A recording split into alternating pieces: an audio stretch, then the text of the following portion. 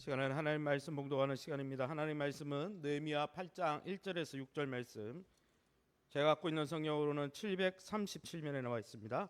구약 성경 737쪽 예레미야 8장 1절에서 6절, 저와 여러분이 한 절씩 교독합니다. 837면입니다. 찾으신 줄 알고 제가 먼저 읽습니다. 이스라엘 자손이 자기들의 성읍에 거주하였더니 일곱째 달에 이르러 모든 백성이 일제히 수문 앞 광장에 모여 학사 에스라에게 여호와께서 이스라엘에게 명령하신 모세의 율법책을 가져오기를 청하매, 일곱째 달 초하루에 제사장 에스라가 율법책을 가지고 회중 앞 곧 남자나 여자나 알아들을 만한 모든 사람 앞에 이르러 수문 앞 광장에서 새벽부터 정오까지 남자나 여자나 알아들을 만한 모든 사람 앞에서 읽음에 뭇 백성이 그 율법책에 귀를 기울였는데, 그때 학사 에스라가 특별히 강단에서 그의 곁에 오른쪽에 선자는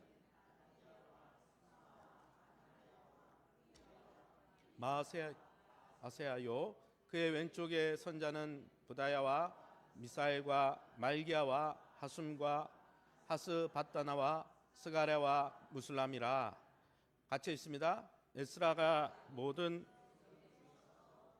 그들 목전에 책을 펴니 책을 펼 때 모든 백성이 일어서니라. 6절까지 읽겠습니다.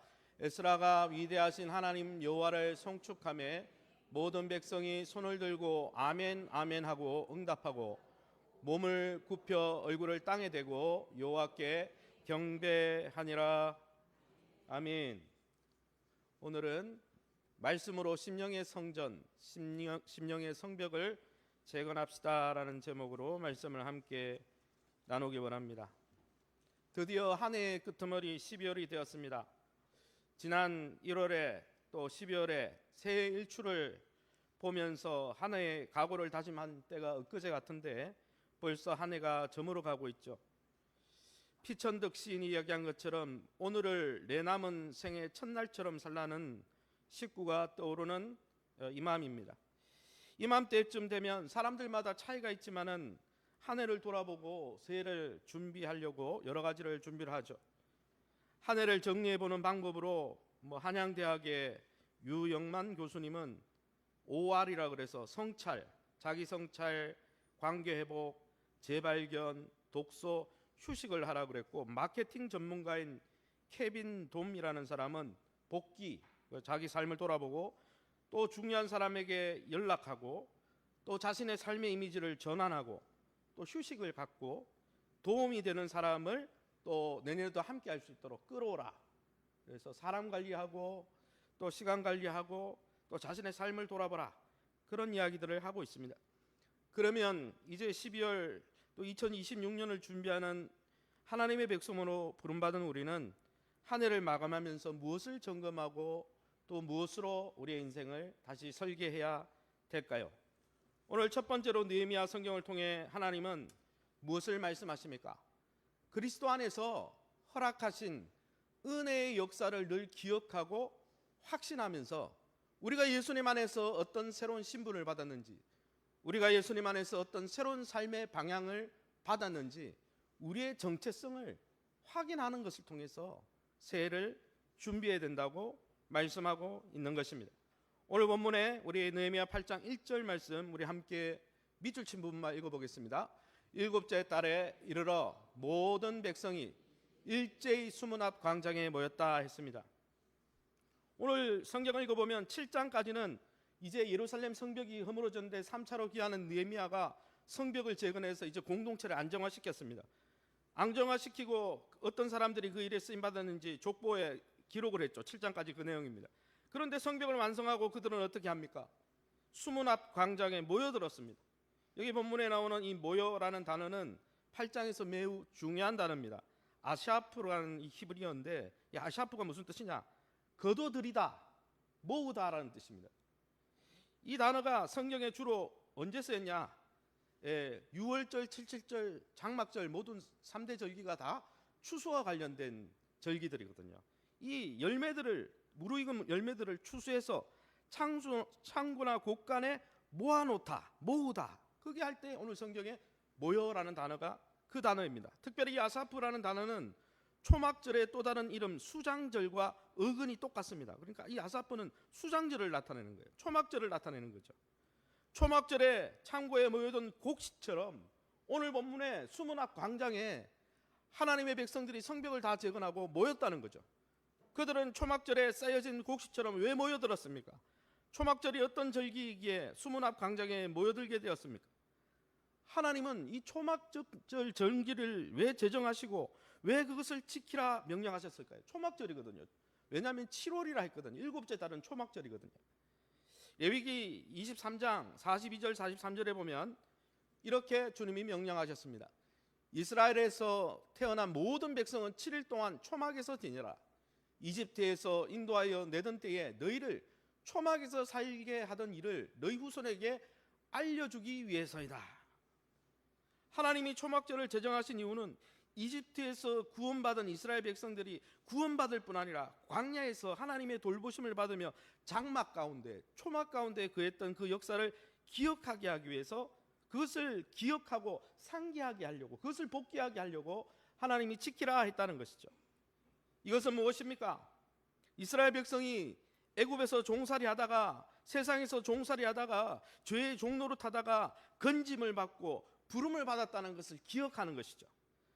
그뿐 아니라 이집트에서 불러내어서 건짐받은 이후에 광야에 40년 생활할 때 하나님이 불기둥과 구름기둥으로 만나와 메추라기로 반석에서 생수를 내시면서 그들을 어떻게 돌보시고 입히셨는지를 기억하는 절기가 바로 이것이죠. 하나님은 그 하나님의 구원의 역사와 하나님의 돌보심의 역사를 기억하게 하려고 영적 장치를 만들었는데 그게 초막절이었어요. 이 초막절 절기를 지키면서 모여서 그들이 우리의 민족이 어떻게 만들어졌는가, 우리의 민족의 기원이 어디고 근원이 어딘가, 우리의 정체성은 무엇이고 우리의 신분은 무엇인가, 이것을 복귀하고 되새기고 기억하는 절기가 초막절이었다는 것입니다. 사랑하는 성도 여러분, 유월절 어린 양의 보혈을 통해서 이집트에서 그들을 구원하셔서 이제는 하나님의 소유가 되게 하시고 하나님의 백성이 되게 하셨다. 이것을 기억해야 된다는 것이죠. 광야와 같은 인생길에서 하나님이 친히 그 구원하신 백성을 돌보신다. 이것을 기억하고 우리는 삶을 살아야 한다는 것입니다. 에스라 느헤미야는 성전도 재건하고 성벽도 재건했습니다. 외부적으로 영적인 환경을 만들고 외형적으로 성벽도 재건했어요. 환경 중요하죠. 우리가 재정 계획하는 것도 중요하고 또 사람들을 세워서 직분자들을 세우는 것도 중요합니다. 그러나 여러분, 더 중요한 게 뭡니까? 성전 재건하고 성벽 재건하는 건 중요하지만은 더 중요한 것은 오늘 8장에 들어와서 느헤미야의 행동을 보면, 그 백성들의 행동을 보면 더 중요한 것은 예수 그리스도 안에서 내가 어떤 새로운 신분의 변화를 받았는지, 내가 어떤 정체성을 갖고 있는지, 하나님은 나를 어떻게 생각하고 돌보고 계신지 그걸 확신하고 기억하는 것이야말로 우리의 인생의 가장 소중한 일이요, 우리가 새로운 새해를 맞이하기 전에 우리가 확인해야 될 중요한 관건이 된다는 것입니다. 할렐루야. 사실 기독교는 행위의 종교가 아니라 존재의 종교입니다. 그래서 누구는 투두가 중요한 게 아니라 뭘 해야 되느냐 그게 중요한 게 아니고 투비가 중요하다. 어떤 관계 속에 내가 어떤 존재가 되었느냐 그걸 확신해야지, 그걸 확신하지 못하고 뭘 하고 그게 중요한 게 아니라는 거예요. 마태복음 7장에도 예수님이 말씀하셨죠. 뭐라고 말씀하셨습니까? 그날에 많은 사람이 주님 주님, 우리가 주님의 이름으로 예언을 하고 주님의 이름으로 귀신을 쫓아내고 또 주님의 이름으로 많은 기적을 행하지 않았습니까? 그때에 내가 나는 너희를 도무지 알지 못한다. 불법을 행하는 자들아 다 내게서 물러가라.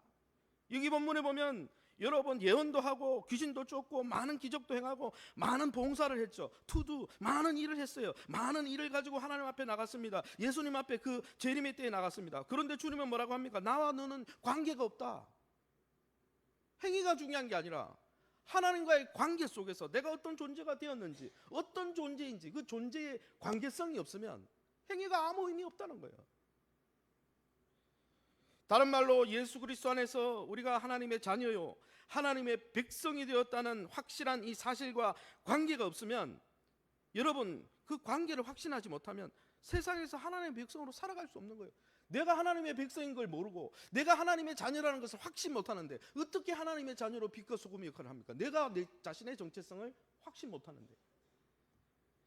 그러게 여러분 기독교는 열심히 살아가지고 착하게 살아가지고 행위로 구원받는 종교가 아니잖아요. 다른 종교와 다르게 예수 그리스도를 주라 시인할 때, 예수님을 믿고 받아들일 때 하나님의 백성이 되고 하나님의 자녀가 되고 하나님의 그 변화된 신분을 선물로 받는 겁니다. 할렐루야.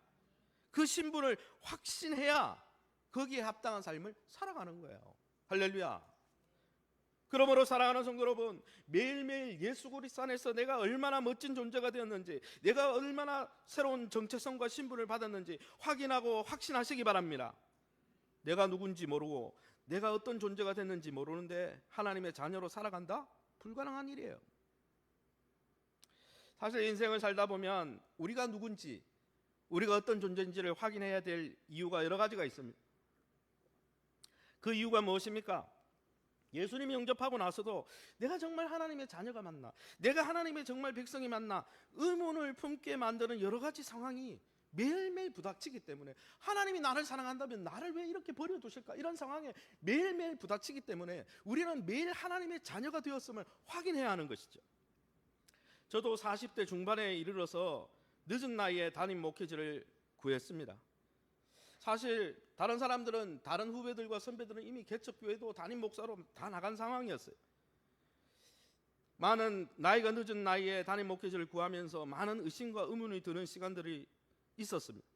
지원서를 내고 또 냈는데 연락이 없어요. 1년 반 동안 냈는데 최종 면접에 올라갔는데 떨어집니다. 하루는 우체국 직원은 제가 이제 지원서를 빠른 우편으로 등기로 보내야 되니까 매일 이제 우체국 직원들에게 이제 지원서, 신문에 나는 교회들마다 지원서를 써서 보냈죠. 그러니까 하루는 우체국 직원이 그러는 거예요. 또 오셨어요? 안 됐어요 아직? 이런 이야기죠. 그 말이 너무 부끄러워서 붙이던 우체국을 옮겨야 됐습니다. 마음이 막막하더라고요. 하나님이 정말 나를 사랑하시는 건가? 하나님이 내 미래를 계획하고 계실까? 나는 정말 사역자로 부름받은 것이 맞는가? 여러 가지 생각이 들더라고요.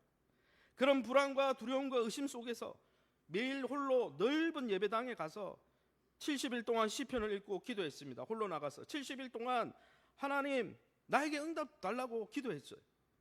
그런데 70일 동안 오래 기도하고 시편을 묵상하면서 깨닫게 된 게 하나 있습니다. 하나님은 묵상과 기도 시간을 통해서 내 극박한 상황과 환경을 바로 바꿔주신 게 아니고, 야, 네가 누군지 깨달아.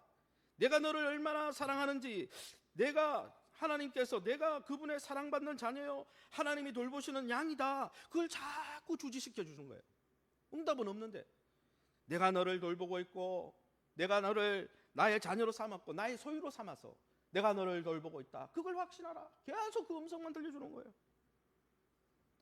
응답은 없었지만은 현실적으로 담임 목사로 오라는 답장은 하나 오지 않았지만 저는 마음에 너무나 큰 기쁨과 평안이 있었습니다. 상황은 변한 게 없었지만은 분명한 것 하나, 나는 하나님의 것이 되었고, 하나님의 것이니까 하나님이 책임지고 계시고, 하나님이 분명히 돌보실 거라는 말씀을 통해, 기도를 통해 확신을 주니까 세상이 줄 수 없는 평안이 그 두려움 속에 임하더라는 거예요. 횃불의 성도 여러분, 그래서 일상 가운데 여러분 모이는 것이 중요합니다. 횃불교회가 왜 모입니까? 교회가 에클레시아라 그러는데 왜 주일에 모여서 예배합니까? 바쁘기도 바쁜데. 에클레시아가 뭡니까? 에클레시아는 세상으로부터 하나님의 자녀와 백성으로 부름을 받아 따로 불러 모았다라는 뜻이, 오늘 본문에 곡식 창고에 그 쌓여진 곡식들처럼 모았다라는 뜻이에요. 여러분, 초막절에 거둬들인 모아놓은 그 곡식단처럼 수문 앞 광장에 모여든 그 옛날의 이스라엘 백성처럼 하나님이 왜 우리를 세상 가운데, 바쁜 세상 일상 가운데 사는데 왜 불러 모으십니까? 너네가 누군지 알아? 너네가 어떤 존재인지 알아? 하나님이 초막절에 모인 이스라엘 백성들에게 그랬던 것처럼 세상에 살면서 우리의 정체성과 신분을 잃어버릴 만한 상황이 될 때 너희의 정체성을 확인해라, 너희의 새로운 신분을 확인해라, 내가 너희를 돌보고 있다는 사실을 확신하고 확인해라. 그래서 모으시는 거예요. 할렐루야. 사랑하는 성도 여러분, 예수 그리스도 안에서 우리는 부족하지만 우리가 예수님을 주로 시인할 때 하나님은 그의 자녀로, 그의 소유로 우리를 수용하시고 받아주셨습니다. 할렐루야. 지금도 그 품 안에 품으시고 받아주시고 세워주시고, 믿으십니까? 여러분, 예수 그리스도 안에서 우리가 예수님을 주로 모실 때 그리스도 안에 우리는 부족하지만 이제는 썩으신 세상의 영광이 아니라 하나님의 영광과 성품을 드러낼 걸작품으로, 명품 인생으로 우리의 미래를 세워주시고 주님 축복해 주고 계십니다. 믿으십니까? 더불어서 우리가 외롭지 않도록 그리스도 안에서 함께 하나 되어 하나님의 성전이 되게 하시고 하나님의 가족 구성원이 되게 하시고 이제는 홀로 버려 두지 아니하시고 우리를 묶어 주셨습니다. 할렐루야. 믿으십니까? 이 사실을 주일에 모여서 우리의 정체성을 매일 확신하고 확인해야 이 세상 가운데 이 어려움을 이길 수 있다는 거예요. 의심을 극복할 수 있고 두려움을 극복할 수 있다는 거예요. 사랑하는 성도 여러분, 예수 그리스도 안에서 하나님이 우리에게 허락해 주신 새로운 정체성과 신분을 늘 기억하고 확신하고 있습니까? 이제는 하나님의 것이 되었기에, 이제는 하나님이 돌보시는 양이 되었기에 하나님의 돌보심을 초막절에 그 기대, 초목절에 그것을 복귀하면서 과거 역사를 복귀하면서 그들이 확신했던 것처럼 우리도 그 하나님이 우리를 버려두지 아니하시고 돌보실 것을, 하나님의 그 선하심을 확신하고 있습니까? 저와 여러분이 시공간을 확보해서 이 사실을 반추하고 기억하고 확신하시길 바랍니다. 그 시공간이 공예배가 되길 원하고 그 시공간이 매일 십십십 하나님과 개인 경건의 시간을 가지면서 그 시간을 통해 여러분의 신분이 하나님이 어떻게 우리를 돌보시고 있는지 그것을 확신하시기 바랍니다. 더불어서 12월 한 달 시간을 개인적으로 가지면서 기도원에 가든지 개인적인 시공간을 갖든지 그러면서 그리스도 안에서 내가 어떤 존재로 이 땅을 살고 있는지, 하나님의 소유이자 백성임을 확신하면서 그 소유와 백성을 돌보시는 하나님의 선하심으로 인해 이 어렵고 힘든 인생의 눈물 골짜기를 믿음으로 승리하시기를 예수님의 이름으로 축원합니다. 그러면 여러분, 우리가 그리스도 안에서 새롭게 하나님의 소유가 되고 하나님의 백성이 되고 구원받아서 이제는 불로 모은 존재가 되고 또 하나님이 그 불로 모은 존재를 초막 가운데 광야 가운데 돌보신 것처럼 우리를 돌보신다는 걸 확신한다면 우리의 남은 삶을 어떻게 살아야 됩니까? 우리의 인생의 중심을 무엇으로 삼고 살아야 됩니까? 두 번째는 오늘 성경을 통해서 알 수 있는 것 하나는 우리가 2026년 이 인생을 하나님의 은혜로운 역사와 또 하나님의 그 변화시켜준 신분을 기억하고 그 확신 가운데 살길 원한다면 하나님의 말씀으로 우리의 인생 초막을 채우고 세워야 된다는 거예요. 조금 더 구체적으로 하나님의 말씀을 소중히 여기고 하나님의 말씀을 청종하고 하나님의 뜻이 무엇인지 분별하고 그 말씀이 우리의 삶 속에 뿌리 깊게 내면화되도록 목장으로 모여서 함께 나눔하고 내면화시키고, 할렐루야, 그런 삶을 통해 우리는 풍성한 삶을 누릴 수 있다는 것이죠. 오늘 느헤미야 18장 17, 18절 우리가 함께 밑줄 친 부분을 읽어보겠습니다. 사로잡혔다가 돌아온 회중이 이스라엘 자손이 이같이 행한 일이 없었으므로 이에 크게 기뻐하며 에스라는 첫날부터 끝날까지 날마다 하나님의 율법책을 낭독하고 무리가 이래 동안 절기를 지키고. 아멘. 오늘 성경을 읽어보면 이 7월 초하루 초막절 절기 첫날에 이 이스라엘 백성들이 초막을 짓고 과거를 회상하고 복귀하면서 무엇을 하고 있습니까? 초막에서 뭐 했습니까? 뭐 다이어리 점검했어요? 아유, 옛날에 어떤 사진을 찍었나? 사진 돌아왔습니까? 그렇지 않습니다. 오늘 성경에 초막 일주일 동안 하나님의 말씀을 들었다는 거예요. 그런데 이 사건을 보면서 성경은 뭐라고 기록했냐면은 눈의 아들 여호수아 때부터 그날까지 이스라엘 백성이 이렇게 초막절을 지킨 적이 없다, 이렇게 이야기했어요. 역사 이래로 처음이라는 거죠. 이렇게 초막절을 지킨 것. 그러면 여기 나오는 이같이라는 뜻이 뭘까요? 원래 초막절은 어떻게 지켜야 됩니까?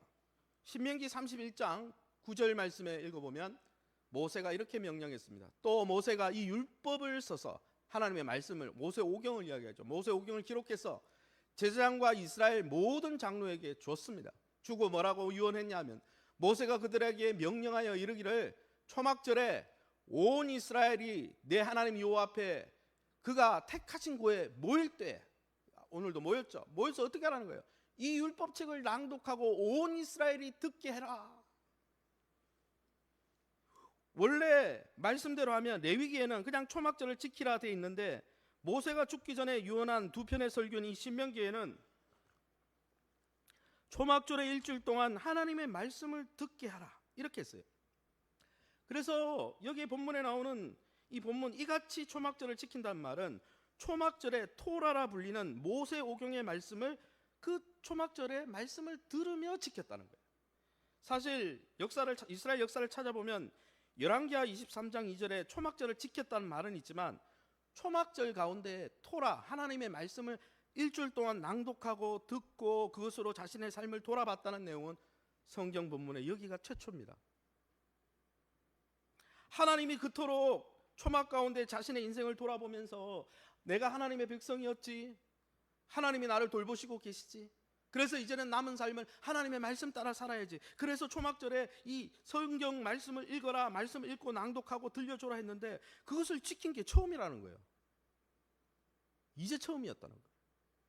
얼마나 그동안 하나님의 말씀을 읽지 않았을까요? 이스라엘 백성들이. 그러기에 여러분, 구원받은 우리 성도들은 매일매일 초막과 같은 인생을 살면서 하나님의 구원 역사와 하나님의 돌보심을 늘 확신하기 위해서 뭘 가까이 됩니까? 늘 우리의 말씀에, 늘 우리의 인생에, 우리의 영혼에 말씀으로 채워야 되는 거예요. 하나님의 언약의 말씀 앞에 나가야 되는 거예요. 그래야 하나님이 얼마나 나를 사랑하시고, 그래야 하나님이 나를 어떤 존재로 불러주셨고, 그래야 하나님이 얼마나 전능하신 광대하신 능력으로 나와 함께하고 계시는지를 깨닫게 되는 거죠. 할렐루야. 그러면 여러분, 이렇게 우리가 인생을 살면서 하나님의 백성으로 돌보심을 받고 있다는 사실을 늘 확신하기 위해서 우리의 인생을 말씀 위에 세워가야 된다면 말씀을 어떻게 상고하고 묵상해야 될까요? 첫 번째 한번 따라할까요? 하나님의 말씀을 소중히 여깁시다. 곡성이라는 영화에 유명돼서 무엇이 중요한디? 여러분 인생에게 무엇이 중요합니까? 정말 여러분의 인생에 정말 중요한 게 뭡니까? 오늘 느헤미야 성경에 읽어보면 이렇게 되어 있습니다. 8장 1절 5절 6절에 우리 함께 읽어봅니다. 일곱째 달에 이르러 모든 백성이 일제히 수문 앞 광장에 모여 학사 에스라에게 모세 율법책을 가져오기를 청하며 에스라가 책을 펴니 책을 펼 때 모든 백성이 일어서니라. 여호와를 송축하며 모든 백성이 손을 들고 아멘 아멘 하고 응답하고 몸을 굽혀 얼굴을 땅에 대고 여호와께 경배하니라. 이 성경을 읽어보면 이스라엘 백성들이 성벽을 다 재건하고 이제 봉헌식을 다 끝내고 초막절을 지키면서 뭐라고 했습니까? 에스라에게 뭘 요청했습니까? 제사 한 번 드립시다. 제사 한 번 더 드립시다. 예배 한 번 더 드립시다. 이렇게 요청하지 않았어요. 오히려 이스라엘 백성들은 자원해서 하나님의 말씀을 들려달라. 모세의 유언처럼 우리가 이 초막에서 하나님의 말씀으로 우리 인생을 채우기 원한다. 이렇게 요청했다는 거죠. 여러분, 믿음의 공동체를 세우는 것은 보이는 성전 제사가 아닙니다. 예루살렘 성벽이 아닙니다. 하나님의 말씀이 공동체를 세우는 거예요. 할렐루야. 여러분, 그런데 이 본문을 읽어보면 이스라엘 백성의 태도가 참 경이롭습니다. 그게 무엇입니까? 말씀이 낭독되자 그 자리에서 어떻게 했습니까? 일어났어요. 제가 안식월에 어느 교회를 갔더니 목사님이 말씀 딱 낭독할 때 백성들이, 성도들이 다 일어나더라고요. 이 본문을 근거한 거죠. 왜요? 이게 뭐 이야기하는 거예요? 말씀에 대한 경의를 표현하는 거예요. 말씀이 그만큼 나에게 소중하다는 거예요. 세상에서 무엇이 중요한지 정말 말씀이 중요하다는 거예요. 내 삶 속에. 그 일어나는 거예요. 존중심을 가지고. 마치 재판장에서 판사가 들어오면 어떻게 합니까? 그 자리에서 회중들이 다 일어나잖아요. 존중해가지고. 그뿐 아니라 6절 말씀 읽어보면 낭독되는 말씀 앞에 손을 들고 찬양 집회 간 것도 아니에요. 아멘 아멘. 뭘 보고 아멘 아멘 하는 거예요? 하나님의 말씀이 선포될 때 아멘 아멘, 그대로 내 삶에 이루어지기 원합니다. 뜨겁게 하나님을 갈망했다는 거예요. 심지어 하나님의 말씀이 선포되니까 몸을 굽혀서 얼굴을 땅에 대고 절했다는 거예요. 그만큼 하나님의 말씀이 그들에게 소중히 여겨졌다는 거예요. 그도 그럴 것이 오랫동안 말씀 떠나 살면서 성전 제사도 있었고 금식도 했지만은 말씀을 떠나 살다가 어떻게 됐습니까? 바벨론 포로로 끌려가고 성벽이 부서지고 성벽이 무너지고 다 끌려갔잖아요. 왜 그렇게 됐습니까? 성전 제사가 없었어요. 제사 많이 드렸어요. 말씀을 떠났기 때문이에요. 그들이 마음으로 하나님을 떠났기 때문에 그들이 하나님께서 무너뜨린 거 아닙니까? 그들이 철저히 포로 70년 생활을 하면서 우리가 하나님을 사랑하지 않았구나. 우리가 하나님의 말씀을 존중히 여기지 않을까. 이걸 깨닫고 그래서 여러분, 때로는 고난이 유익이죠. 깨달아지니까. 고난을 받고 이걸 깨달은 거죠. 여러분, 이것이 진정한 회개인 것입니다. 이것이 진정한 부흥인 것입니다. 하나님, 내 삶 속에, 내 인생의 잔막과 초막에서 가장 소중한 것이 있다면 그것은 말씀입니다 라고 그러고, 하나님의 말씀 앞에 귀히 여기고 그것을 존중히 여기고 그것을 환영하고, 그게 부흥이지 무엇이 부흥이겠습니까? 그게 회개지. 그것이 무엇이 회개이겠습니까? 사랑하는 성도 여러분, 저와 여러분은 하나님을 향한 경외심을 가지고 말씀을 대하고 있습니까? 말씀 앞에 엎드려 경배하고 말씀을 소중히 여기고 있습니까? 하나님이 말씀하시고 설교자를 통해 또 여러분의 개인적인 묵상 시간을 통해 말씀하실 때 그 말씀 한 올 한 올을 소중히 여기며 받아먹을 좋은 마음밭에 준비가 되어 있습니까? 데살로니가전서 2장 13절에 사도 바울은 이렇게 말씀하고 있습니다. 너희가 우리에게 들은 바 하나님의 말씀을 받을 때 사람의 말로 받지 아니하고 하나님의 말씀으로 받음이니, 사도 바울이 설교할 때 간질병도 있고 설교하는 그런 모습도 유쾌하지 않았지만은 그것이 사도 바울의 말이 아니라 증거되는 것이 하나님의 음성으로 듣고 들을 때 뭡니까? 이 말씀이 또한 너희 믿는 자 가운데서 역사입니다. 여러분, 믿는 자 가운데서 믿음이 뭡니까? 설교를 들을 때 사람의 말로 받지 않고 목사님 말로 받지 않고 그것이 하나님의 음성이구나 이렇게 받아들이는 게 믿음이라는 거예요. 할렐루야. 그런 사람 안에서 역사가 나타나는 거죠. 여러분, 사실 예배 가운데 은혜를 받지 못하는 이유가 뭡니까? 하나님과 말씀에 대한 우리의 태도 때문입니다. 설교자의 무능함 때문이 아니에요. 말씀 선포를 통해 전달되는 하나님의 말씀에 대한 존중과 소중함이 사라지고 있기 때문이에요. 그렇게 사라지면 어떻게 됩니까?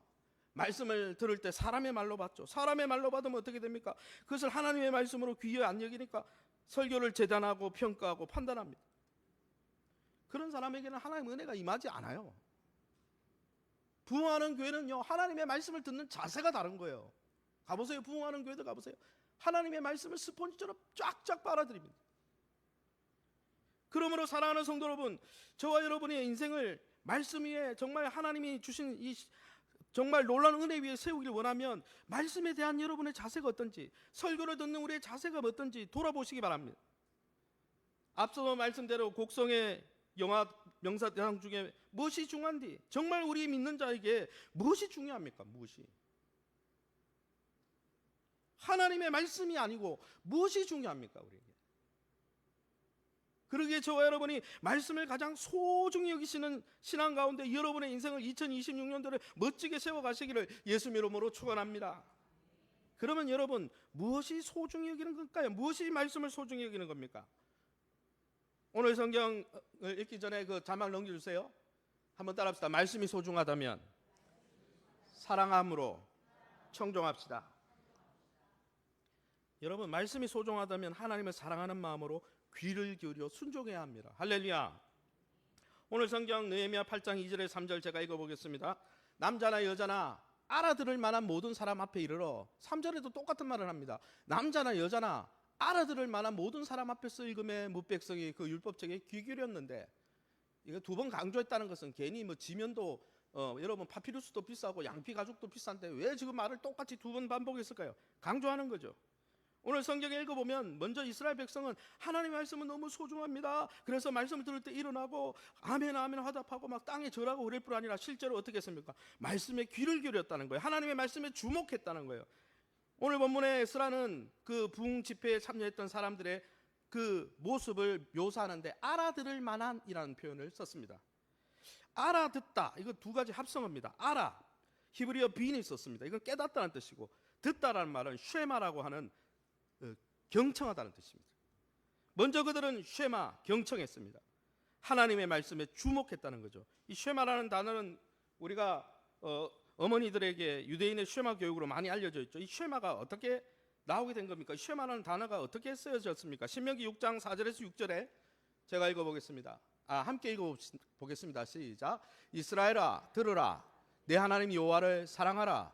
이 말씀을 너는 마음에 새기고, 11장도 내 명령을 너희가 만일 청종하면 너희의 하나님 여호와를 사랑하여 마음을 다하고 뜻을 다하여 섬기라. 아멘. 이 쉐마라는 구절에 이 성경에 하나님의 말씀에 왜 귀를 기울이라고 합니까? 이스라엘아 들으라, 쉐마거든요. 하나님의 말씀을 마음에 새기기 위해서 들으라는 거예요. 왜 들으라고 합니까? 그것이 하나님을 사랑하는 것이라는 거예요. 여러분, 마치 우리가 연인을 사랑하면, 부부가 사랑하고 연인끼리 깊이 사랑하면 어떻게 됩니까? 그 연인이 지나가다가 훅 던진 말 한마디도 귀를 기울이죠. 왜요? 사랑하기 때문에. 여러분, 사랑하면 말씀에 귀 기울이는 건 쉽습니다. 사랑하면 말씀 순종하는 거 쉬워요. 여러분, 애인이 뭐 해달라, 사랑하는 연인이 뭐 해달라 그러면은 여러분 안 쓰고 해주잖아요. 그렇게 순종하고 해주잖아요. 그게 쉬워요, 어려워요? 쉽죠? 사랑하기 때문에. 그러나 여러분, 우리가 하나님을 사랑하지 않고 나 자신을 사랑하고 세상을 사랑하면요, 말씀에 귀 기울이고 말씀에 순종하는 건 매우 어렵습니다. 왜요? 사랑이 식었기 때문이죠.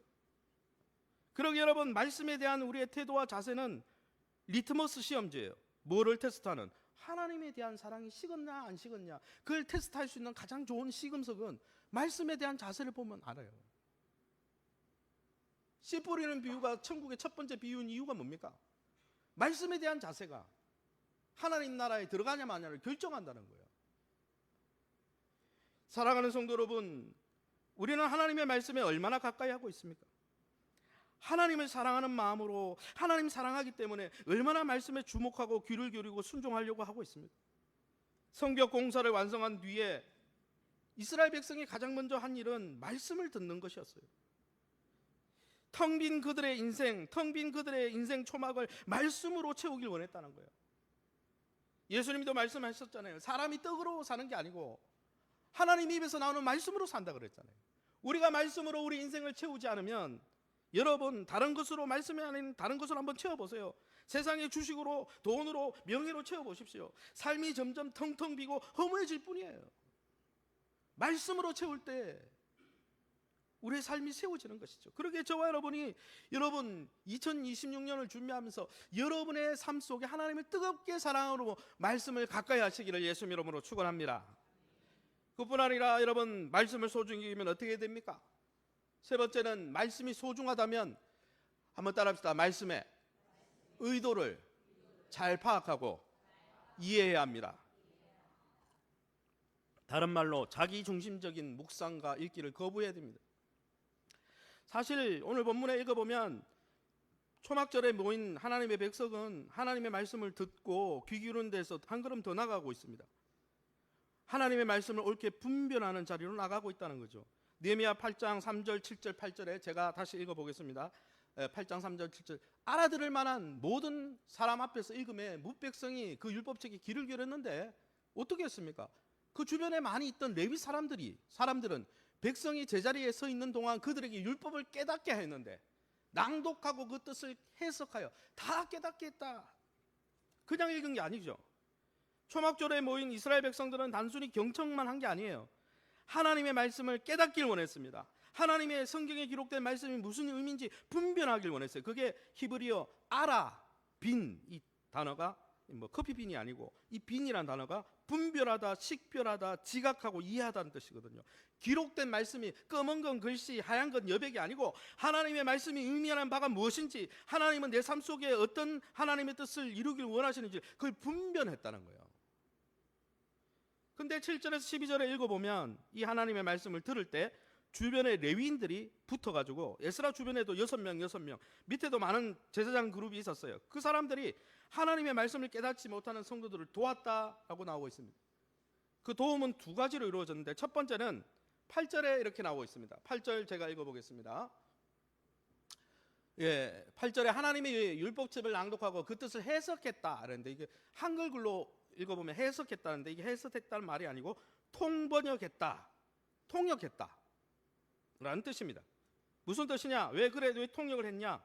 이스라엘 백성들이 바벨론 포로로 끌려갔거든요. 우리나라가 일제 치하에 우리의 말과 글을 잃었던 것처럼 바벨론 포로로 끌려갔을 때 히브리의 말과 글을 잃어버렸어요. 대부분 헬라어, 그래서 70인경이 헬라어로 쓰여졌죠, 구약 성경이. 그리고 돌아와서는 아람어에 익숙하게 됐습니다. 그래서 대부분의 사람들이 히브리어 성경을 에스라가 읽을 때 못 알아먹었어요. 성경을 읽긴 읽는데 무슨 뜻인지 못 알아먹었어요. 그래서 옆에 와가지고 아람어로 통역해 줬다는 거죠. 그뿐 아니라 두 번째 레위인들이 어떻게 했습니까? 무엇을 했습니까? 여기 본문에 나오던 알아듣도록 깨닫게 하였다. 깨닫게 했다. 이게 빈 동사를 썼는데 깨닫게 해줬다는 거예요. 통역만 해준 게 아니고, 지금 요즘 쓰는 용어로 통역만 해준 게 아니고 그 본문이 의미하는 바가 뭐고 삶 속에 어떻게 적용해야 되는지를 깨닫게 도와줬다는 거예요. 그래서 여러분, 우리가 말씀을 사모하고 말씀으로 우리의 삶을 무장하고 하려면 우리가 하나님을 뜨겁게 사랑하면서 하나님의 말씀을 가까이 할 뿐 아니라 하나님의 원뜻이 뭔지를 알아야 되죠. 그래서 저는 개인적으로 생각할 때 다양한 번역본들을 좀 읽어야 된다고 생각합니다. 왜 그렇습니까? 여기 성경에 나오는 성경이 100년 전에 외국인 선교사님들이 번역했어요. 그리고 구어체가 아니고 문어체로 되어 있습니다. 읽어도 요즘 쓰는 말이 아니에요. 그러니까 읽어도 안 와닿죠. 그래서 여러분, 통역하듯이 다양한 현대적인 번역본을 읽어야 돼요. 왜요? 말씀을 이해해야 되니까. 두 번째는 무엇입니까? 성경 해석 전문가의 말씀 사역자들의 도움을 받아야 됩니다. 성경의 문맥에 근거해서 이 성경 본문의 주제가 뭔지, 왜 이런 말씀을 하셨는지를 깨달아야 되는 거예요. 그래서 설교를 잘 들으셔야 되는 거예요. 그래서 교회에서 제공하는 여러 가지 1:1 양육이나 여러 가지 양육을 잘 받으셔야 되는 거예요. 왜 그렇습니까? 많은 분들이 이런 생각합니다. 설교에서 은혜 받고 싶다. 그거는 귀한 겁니다. 저도 은혜 끼치길 바랍니다. 그러나 여러분, 감동이 되고 예화가 많고 너무 은혜가 되는 설교인데 원문의 문맥에는 전혀 그런 내용이 없어. 내게 능력 주시는 자 안에서 내가 모든 것을 할 수 있느니라. 하나님 능력 주시는 모든 걸 감당한다. 그러니까 나는 이번에 여기 투자해도 이기고 뭐 이렇게 해도 이기고, 그런 뜻이 아니잖아요. 본문을 읽어보면. 여러분, 감동은 되는데 원문에 그런 내용이 아니야. 실컷 듣고 감동받고 은혜롭긴 했는데 그 설교가 성경에 그런 뜻으로 기록된 게 아니라면 무슨 소용이 있어요? 호도하는 거지. 그건 자기중심적 해석입니다. 제가 여러분 누군가와 대화를 하는데 이런 대화를 하는데 여러분, 저는 이런 의도로 이야기했는데 상대방이 자기가 원하는 의도로 내 말을 재편집하고 해석하고 그렇게 받아들이면 저는 기분이 굉장히 나쁠 것 같아요. 그런 사람하고는 대화가 안 돼요. 대화를 하는데 자꾸 이상하게 왜곡하는 거예요. 자기가 원하는 대로 막 이해하는 거예요. 사랑하는 성도 여러분, 설교 말씀을 들으면서 무슨 기대를 하고 있습니까? 위로가 필요하죠. 힘을 주는 구절이 필요하죠. 그러나 위로와 힘을 주는 구절만 탐색하고 있습니까? 아니면 하나님이 이 말씀을 통해 오늘 무엇을 말씀하시는지, 나에게 어떤 삶을 살길 원하시는지 그것을 듣길 원하십니까? 이스라엘 백성은 우리보다 더 많이 성경을 읽었습니다. 그런데 그들은 자기 중심적으로 이해하고 왜곡했습니다. 그래서 성전은 파괴되었고 예루살렘 성은 무너져 버렸어요. 제사가 없어서가 아니에요. 예수님 시대 바리새인들은 쇼페림이라 그래서 그들은 성경을 기록하는 자였지만은 성경을 자기 멋대로 해석했어요. 그러니까 회칠한 무덤이라 그랬어요. 예수님이. 그러기 여러분, 교회가 제공하는 문맥에 충실한 성경 읽기 앞으로 할 텐데, 묵상 훈련과 또 하나복 1대 훈련, 이런 걸 통해서 여러분이 바른 말씀 위에, 바른 복음 위에 여러분의 신앙을 세우시기를 예수님 이름으로 축원합니다. 그런데 그게 너무 힘들잖아요. 그게 너무 힘들기 때문에 어떻게 해야 될까요? 한번 따라 합시다. 소그룹 안에서, 목장 안에서 말씀을 내면화시킵시다. 우리 성경 구절, 우리 함께 느헤미야 8장 9절 12절 읽고 마치겠습니다. 우리 함께 읽어보겠습니다. 시작. 말씀을 듣고 다 우는지라. 여호와의 성일이니 슬퍼하지 말며 울지 말라. 곧 가서 먹고 마시며 나누어 주고 크게 즐거워하니 그 읽어 들려준 말을 밝히 알미라. 여러분, 말씀을 듣고 삶 속에 적용하니까 어떤 일이 일어났습니까? 회개가 일어났습니다. 여러분, 찬양 집회 가서 눈물 흘리는 게 아니에요. 오늘 성경 읽어보면 말씀을 듣고 울었다는 거예요. 왜 울었습니까? 자신의 삶이 잘못되었구나, 이래서 내가 실패했었구나, 이래서 하나님의 마음을 아프게 했구나, 자신의 영적 현실에 직면하게 된 거죠. 말씀을 바로 분별하고 깨닫게 되면요, 말씀의 내면화가 일어나고 삶의 변화가 일어나는 것이죠. 할렐루야. 그뿐 아니라 그들은 어떻게 됐습니까? 하나님이 주시는 큰 기쁨 가운데 있었습니다. 먹고 마시고 나누어주고 큰 기쁨이 있었는데 왜 그런 기쁨이 있었습니까? 말씀을 통해서 변화되어지고 그 말씀을 깨달으니까, 그 삶이 말씀으로 삶이 내면화가 일어나니까 삶 속에 진정한 회복과 변화와 기쁨이 주어지더라는 거예요. 사랑하는 성도 여러분, 제 말씀을 정리할까 합니다. 저와 여러분이 2026년 무엇 위에 여러분의 인생을 설계하기를 원하십니까? 하나님의 백성 되었음을 확신하고 또 하나님이 우리를 돌보신다는 것을 확신할 수 있는 것은 무엇을 통해 가능합니까? 말씀 외에는 답이 없는 것이죠. 그러기에 그 말씀을 늘 귀를 기울이며 공동체와 함께 그리스도의 장성한 분량까지 자라가며 하나님이 주시는 변화와 기쁨과 회복과 놀라운 은혜를 누리시는 저와 여러분 다 될 수 있기를 예수님 이름으로 축원합니다.